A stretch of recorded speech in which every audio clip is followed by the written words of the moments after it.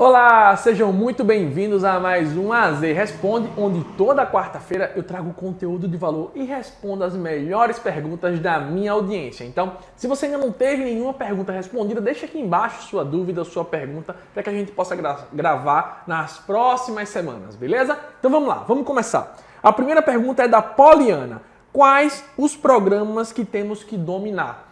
Poli, depende da área que você quer atuar. Imagina só, engenharia é um leque muito grande. Você pode atuar na área de estrutura, instalações, execução de obra, planejamento, avaliações, perícias. Então, entenda-se que a engenharia é muito ampla e você não vai, é impossível você dominar tudo, tá? Essa é a grande realidade. Mas você pode se especializar em algumas áreas. Então, Felipe, todo engenheiro deve saber ler e interpretar projeto. Então, você tem que saber usar as ferramentas para ler o projeto, tá certo? Seja o AutoCAD, seja o Revit, alguma delas. Recomendo que seja aparta para o mundo BIM. Então, a dica que eu dou é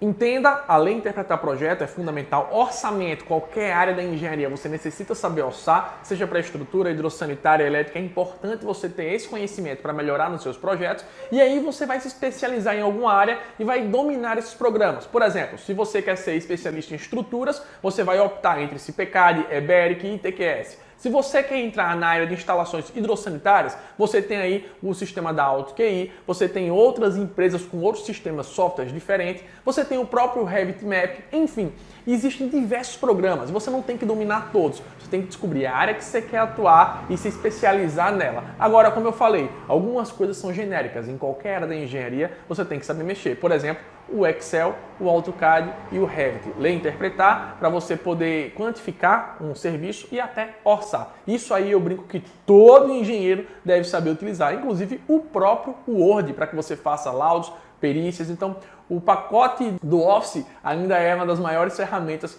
para qualquer engenheiro, beleza? E aí você, quando definir a área que você quer atuar, literalmente, você vai investir no software dessa área. Tranquilo? De nada adianta você estar aqui cheio de software se não é a área que você atua, se você não domina isso. E o principal, se você não tem serviço, você só vai estar gastando dinheiro, pagando software sem monetizar, sem ganhar dinheiro com engenharia. Espero ter te ajudado nessa dúvida. Engenheiro Alexandre Inhota.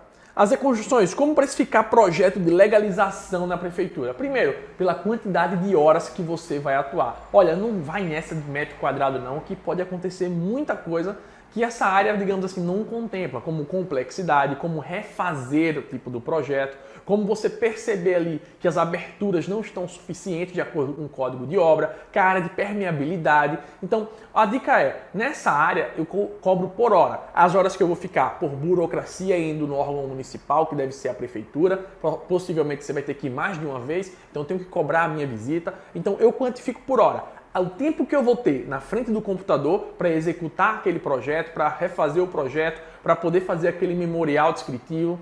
E segundo, às vezes que eu vou ter que ir na prefeitura para protocolar, para pagar a taxa. Tudo isso eu junto, multiplico o número de horas de acordo com o valor da minha hora. Vamos dar um exemplo. Se você, para fazer todo esse projeto de legalização, regularização, vai demorar em torno de 2 dias indo lá no município, você conta 2 diárias, tá certo? Vamos lá, você considera aí 10 horas por dia, então você vai ter 10 mais 10, 20 horas. E na frente do computador, na hora de projetar e na hora de fazer o memorial, você demora mais 10 horas, então você vai ter 30 horas. Se a tua hora custa R$200, por exemplo, você vai multiplicar 30 horas vezes R$200 dá igual a R$6.000. E aí você dá desconto ou não, acrescenta valor de acordo com a complexidade, caso você tenha que refazer muita coisa, enfim. Esses ajustes finais você vai sentindo no tato do cliente. O importante é você ter o conhecimento necessário para isso. Você saber exatamente quem buscar na prefeitura, o órgão que eu vou buscar e quais regras que eu devo seguir. Então, fica essa dica, nunca cobra por metro quadrado, cobra por hora de serviço. Isso vai evitar muita dor de cabeça e muito prejuízo. Vai evitar com que você pague para trabalhar, tá certo? Acrescenta também combustível e alimentação, principalmente quando envolver viagens. Fica a dica então. Olha que pergunta bacana do TL Bolf. Como montar uma equipe qualificada para a execução de uma obra? Primeira coisa, a equipe, muitas das vezes a gente não pega ela preparada, a gente qualifica durante a obra. É seu papel como gestor orientar e treinar essa galera para que elas façam os seus serviços bem feitos. Muita gente acha, eu vou estar treinando esse cara para depois ele sair para outra empresa. Olha, é muito melhor você treinar um cara e ele sair para outra empresa do que você não treinar e ele tá fazendo coisa errada dentro da sua. Bota isso na tua cabeça. Então, primeira coisa, gente, pede indicações. Manda nos grupos de engenheiro, manda nos grupos do mestre, nos grupos dos amigos. Quem indica pedreiro, carpinteiro, armador, pega profissionais por indicação. As chances são que as pessoas só indiquem quem elas confiam, quem trabalhou bem nas obras dela. Tanto é que quando a gente pede indicação nos grupos, quando alguém indica e não gosta do serviço, o cara manda no privado, olha, cuidado com esse cara é pilantra. Então, uma forma de você filtrar é pegar indicações. Mas mesmo com essa indicação, pode acontecer do cara chegar na tua obra e não produzir do jeito que você espera. E aí cabe a você, como gestor, orientar, apertar o botão de ligar do cara para que ele produza mais com menos recursos e em menos tempo. Então, procura indicação, olha o currículo, verifica realmente o padrão de acabamento daquele cara. Pergunta a ele, olha, posso olhar algumas obras que você já fez? Mostra a foto de algum serviço? Vamos lá na casa de algum colega que você já botou revestimento, por exemplo? E aí você vai poder mensurar e ter uma melhor assertividade, tá certo? Felipe, é a prova de riscos? Não. Pode ser que o cara tenha feito tudo certo na empresa anterior, chega na sua e faça coisas erradas por problemas distintos. Cabe a você, como um bom gestor, identificar se esse cara está com um problema pessoal, se ele está agindo de má fé, o porquê dele estar cometendo esses erros e orientá-lo para que ele melhore, tá? Lembra que a gente está tratando com pessoas e o espírito de liderança é muito mais do que cobrar, tá certo? É realmente liderar e motivar essa galera a entregar o melhor dentro da tua obra. Tranquilo? Espero ter respondido a sua dúvida. Sempre pedir indicações. Sempre procurar contratar pessoas indicadas por outros profissionais. Pergunta do João Machado. Felipe, qual o nível adequado para colocar a residência e qual o ponto de referência? Eu acredito que a pergunta dele seja o nível que fica a casa do nível do meio-fio. Veja só,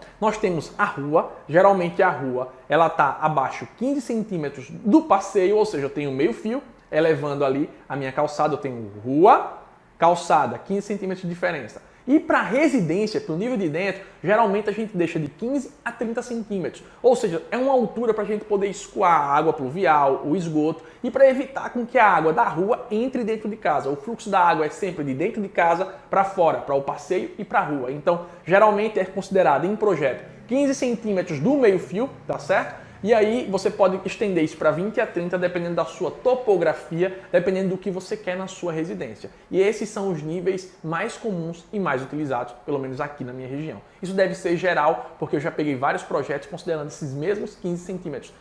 Rua para o meio-fio, do meio-fio para a residência. Ou seja, o total entre a rua, o nível da rua, da sarjeta, até o nível da residência fica em torno de 30 centímetros. Espero ter respondido a sua dúvida.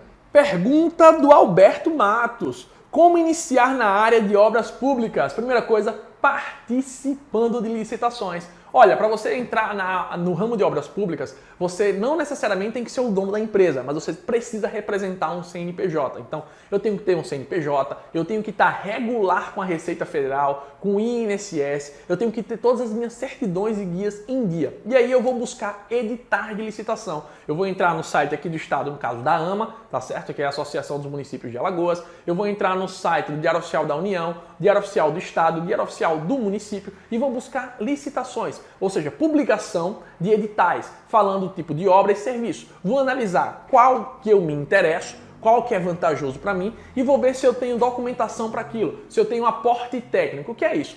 Muitas das licitações, elas solicitam um acervo técnico que comprove que aquela empresa ou aquele profissional já tenham feito aquele determinado tipo de serviço. Por exemplo, uma creche do FNDE, uma quadra do FNDE, ela pode pedir a você um piso protendido, porque é um serviço de relevância daquela obra. E eu vou ter que ter esse serviço no meu portfólio, eu vou ter que ter um acervo técnico disso. Felipe, e se eu não tiver, o que é que eu vou fazer? Eu posso contratar um terceiro para ser o responsável pela obra e participar da licitação junto com ele, pagando uma comissão ou acertando um salário para a execução da obra. E aí eu vou disputar essa obra, eu vou ter que ganhar tanto pelo preço como pela minha documentação. São dois envelopes, hoje a gente vai ter a habilitação e a proposta técnica, e aí a gente vai analisar, na verdade a gente não, a CPL vai julgar qual foi a proposta mais vantajosa para o município, dentro da legalidade e do princípio da isonomia, que segue a Lei 866 8666, tá certo? Então, esse é o princípio e para você participar só precisa ter força de vontade e uma empresa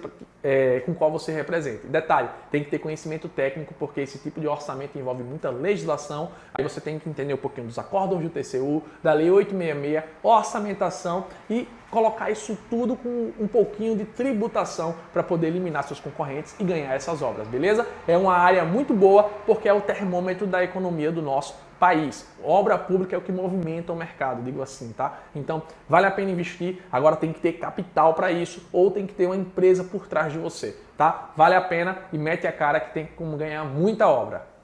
Engenheiro Hércules fez a seguinte pergunta: o que você acha da área de regularização de imóveis? É uma área muito boa e pouquíssimo explorada. Cara, se você parar para analisar na sua cidade hoje, quantos imóveis estão irregulares? Você tem noção que muitas das pessoas não regularizam o imóvel por não saber como proceder, por não saber qual profissional procurar? E o principal, por não enxergar vantagem nisso. Então, é uma área que é um oceano azul para você explorar, só que você precisa mostrar para essa galera que elas precisam fazer essa regularização. Como é que eu mostro isso, Felipe? Simples. Mostra para ela vantagem. Mostra para ela que quando ela está com o imóvel regularizado, ela tem uma valorização. Aquele imóvel valoriza simplesmente pelo fato dele poder ser vendido financiado, dele poder ser vendido por uma linha de crédito. Então, se você teria que vender um imóvel por 100 mil porque só vendia à vista, agora você pode vender ele financiado por 130, 140, valorizando aquele imóvel, tá certo? Segundo, você pode utilizar ele como linha de crédito pessoal. Eu posso pegar e refinanciar para poder fazer um investimento, poder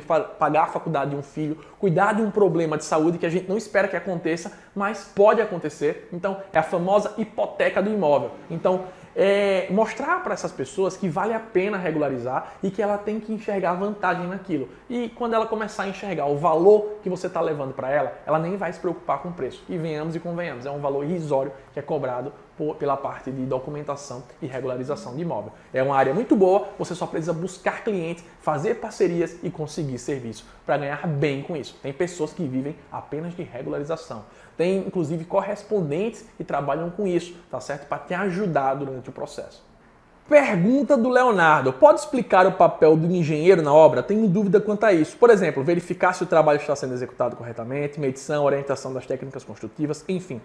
O papel do gestor nada mais é do que garantir que a obra seja concluída com sucesso, ou seja, dentro do escopo, atendendo a custo, prazo e qualidade. Como assim, Felipe? O gestor, ele não necessariamente vai ter que estar conferindo prumo por prumo, parede por parede, porque ele tem uma equipe por trás, ele tem mestre de obra encarregado, ele tem estagiários. Essas pessoas ficam no operacional, elas vão estar lá fazendo parte daquela obra, executando cada um o seu serviço. Você, como gestor, é responsável pelo todo e eu vou cobrar dessas pessoas, eu vou me fazer de ferramentas para aferir se a produtividade está sendo executada, se a qualidade foi bem feita, se os padrões de acabamento estão de acordo com o projeto. Eu vou garantir que o material não falte dentro da obra. Se o material está chegando abaixo da qualidade prevista, acima da qualidade, vindo mais caro, mais barato, eu tenho que fazer de uma forma geral toda uma análise daquela obra, cobrando mestre, estagiário, engenheiro, RH, segurança do trabalho, fazendo com que toda essa equipe consiga produzir bem, atendendo ao princípio inicial, que é terminar a obra dentro daqueles requisitos que eu falei, custo, prazo e qualidade.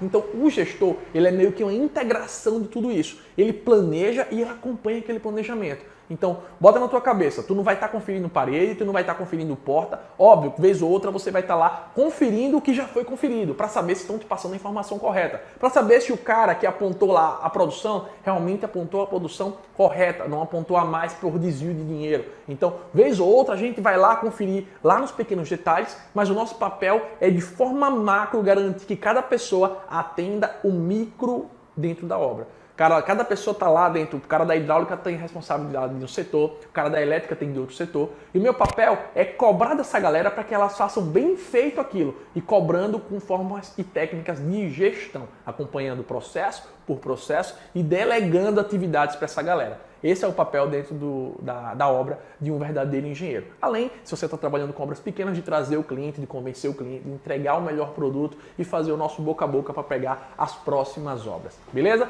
Espero que vocês tenham gostado do nosso AZ Responde e nos encontramos na próxima semana, nesse mesmo horário. Um grande abraço e até mais!